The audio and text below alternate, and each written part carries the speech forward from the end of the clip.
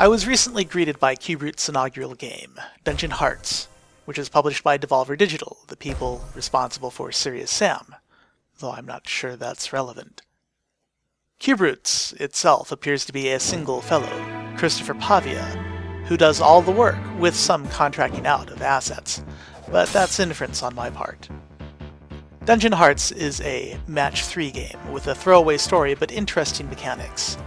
Unlike most match 3s, which start you off with a single color to match, and then add more and more colors to complicate things, Dungeon Hearts uses 4 colors for matching: red, yellow, blue, green, and 1 obstacle color, gray.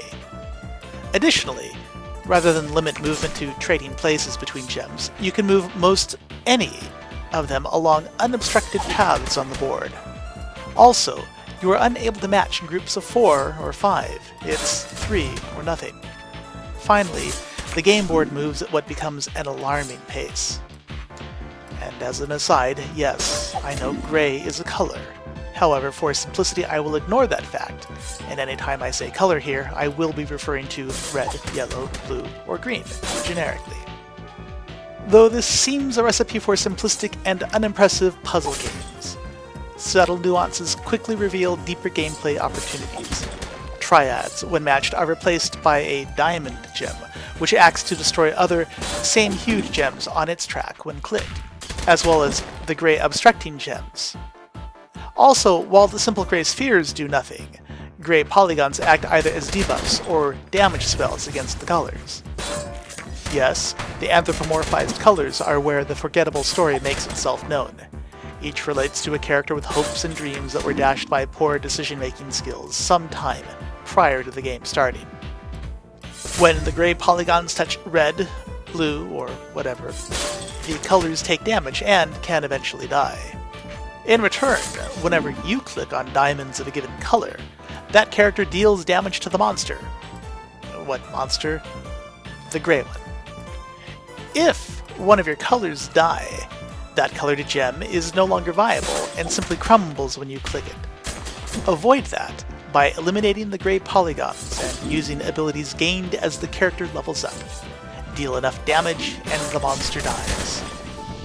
Once the monster is dead, you're given another opportunity to match 3, though there are no grays. There's simply an ultra-compact onslaught of colored gems. Match 3, and that color heals up and gains experience points, which gives access to abilities that will clear the board and generate a minigame that begs for a touchpad. Lather, rinse, repeat.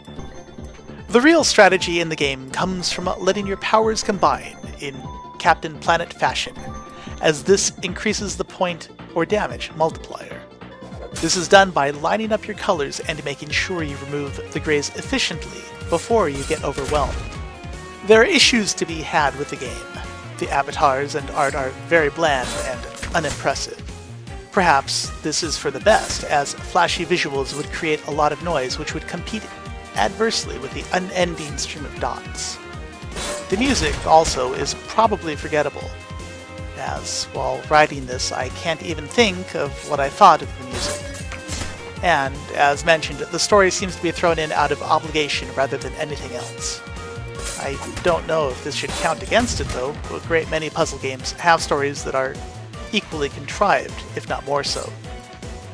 The minigames and frenetic pacing seem an affect from Pavia's time working on touch-based UI apps. Given the amount of mousepad real estate, it often feels like the spheres move out of the way before you can click them. Also, the minigames would work well as a tap the screen rapidly type of game on an iPhone, which seem a holdover from smashing arcade buttons back in the days of yore, but feel out of place with a mouse. I'm not saying it's undesirable. I will say I don't care for it on the computer. However, all of this combines to make a very worthy puzzle game, which certainly offers good value for the investment.